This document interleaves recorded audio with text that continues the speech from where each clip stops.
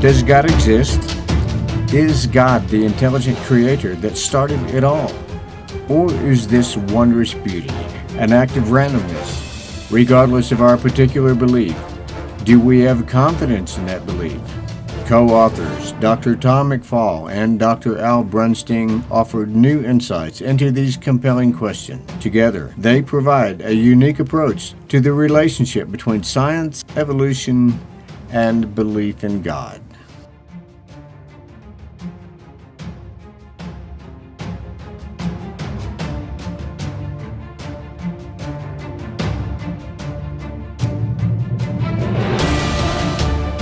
It has been some time now since my colleague, physicist Dr. Al Brunstine, and I have had a keen interest in a particular topic. And this topic is the impact of modern science on human religiosity, and especially belief in God. So Tom, you've written this book. I love the title of this book, God is Here to Stay. It sort of shows your hand, doesn't it? Yeah, how you and Al Brunstine, your co-author, feel about this. I happen to agree. But beautiful title, and I'm just intrigued by the subtitle, Science, Evolution, and Belief in God. So I'm intrigued as to what would make a physicist and an ethicist collaborate on this topic. What got you to wanting to Well, we focus on are this a topic? partnership that's very unique with this kind of topic. It's very rare that you have a physicist and a humanist working together. Usually it's a physicist by himself or herself, or a humanist. Well, we have a mutual interest in this topic and decided that we wanted to write a book because our interest in science and religion has been there for quite a while as we've developed our friendship. And as we've looked at the landscape on this topic, we've seen that there are largely two positions, an atheist position and what is called a young earth position, which is focused and based upon the Genesis account of creation.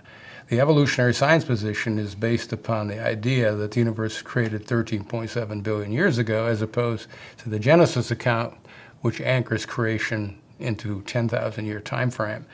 And in between, there is really nothing at all. And we decided to try to fill that space because we believe that there's an impasse that's developed between the atheists on the one hand, who argue for a randomness perspective, and the young earth theologians who argue for a 10,000-year creation perspective. So you're pretty much offering a third We're often a way. third perspective. So we also anchor that into the idea that science has evolved through three stages.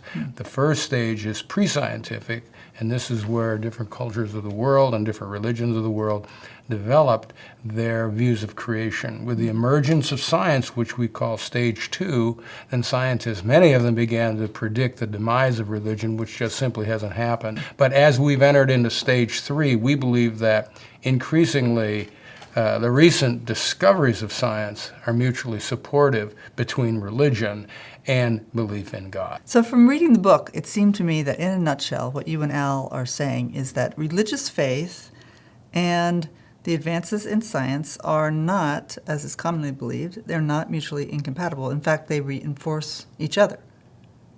Did I have that right? You have that correct. Good. That is correct. That's the Good. essence of the book. Okay, and that to me is a bold statement. And as a college professor, I mean, you've taught college for many years.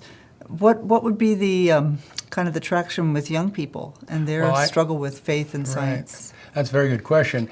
I encounter in my classes a number of students who come out of very conservative religious backgrounds, and when they begin to encounter a modern scientific view of the universe, it confuses them. They're not sure what to do with that. They're not sure whether they should reject the modern scientific view and hold on to their religious beliefs, or reject their religious beliefs and hold on to a modern scientific view of the universe. And our perspective is that they are not mutually incompatible. So you're really trying to counter this either or. Yes, like that is either correct. or choices. And Go ahead, ahead. please. And we believe the either or choices are at an impasse. We believe there's an alternative. Okay, so I thought one of the really strong points in the book was this whole distinction that you're making between certainty and confidence. It shows up a lot. And I like that. And I wondered if you could speak to the choice of that word and that concept rather than certainty. Be glad to. We believe that the universe is theologically ambiguous. And by that we mean that one cannot use, or we can't use, scientific information to either prove or disprove the existence of God. So what we're doing is taking a look at hardcore scientific discoveries, the best scientific information available, and ask whether or not it increases or decreases our confidence, number one, in a randomness theory of the universe, or that the universe was created by an intelligent creator who basically guided its evolution toward conscious, self-aware life on Earth. I noticed that you had a confidence scale, which I liked in the book.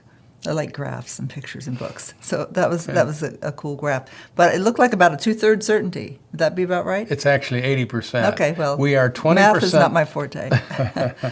we are 20% confident in the randomness theory, but 80% confident in the intelligent creator idea of how the universe came into existence and evolved. So that's why I say we're not trying to prove or disprove, we're trying to increase or decrease confidence. And if people have different confidence levels, our response is just really simply, that's not a problem for us. Just show us your evidence on which you based your conclusion. So you're going for precision. That's right. A degree of precision. I remember in the 8th grade I was in the spelling bee, and one of the words was ambiguous, and I spelled it correctly.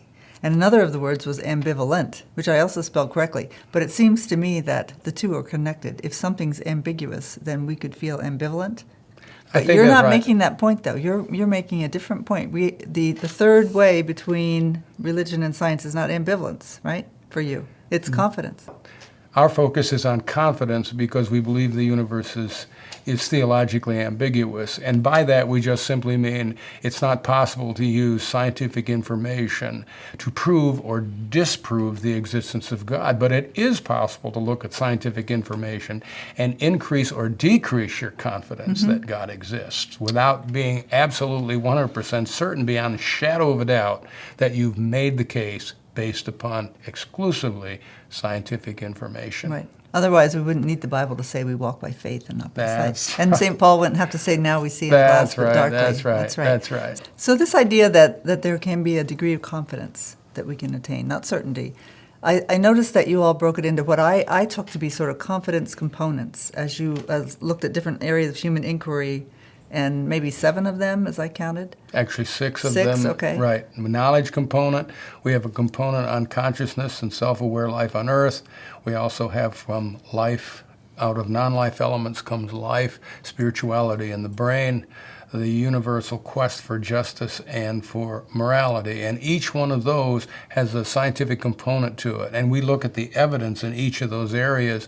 We establish a confidence level which differs in each area. Then we combine the percentages of confidence in all 6 areas and take an average. And that's how we arrive at our 80% confidence level. Right. That God is here to stay. Our belief in God is here to stay. Okay. Which is the way we prefer to say it. Right. As opposed to God is here to stay, because we don't believe you can prove that, but we can say with a high degree of confidence that our belief in God is here to stay. So maybe pick one of those 6 components that's particularly compelling to you as an ethicist, and just say a word about that. Well, as a humanist, I'm very much attracted to the idea of our quest for justice and a universal morality.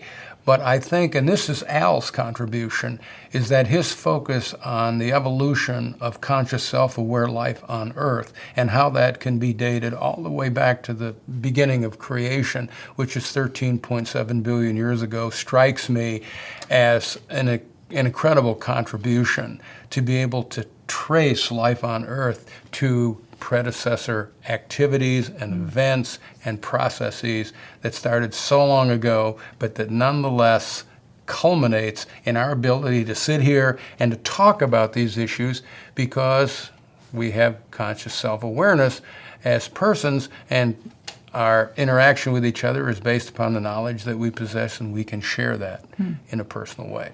What impact? To sum up the impact that you would hope that the book would have. We hope that the major impact of the book will be that there's no incompatibility between religious belief and modern science. And that once the word gets out and becomes more widespread and individuals can begin to see that possibility, then the debate and the polarization that currently exists between atheists and if you will, young earth theologians will be overcome with a third alternative whereby we can combine empirical science with religious faith.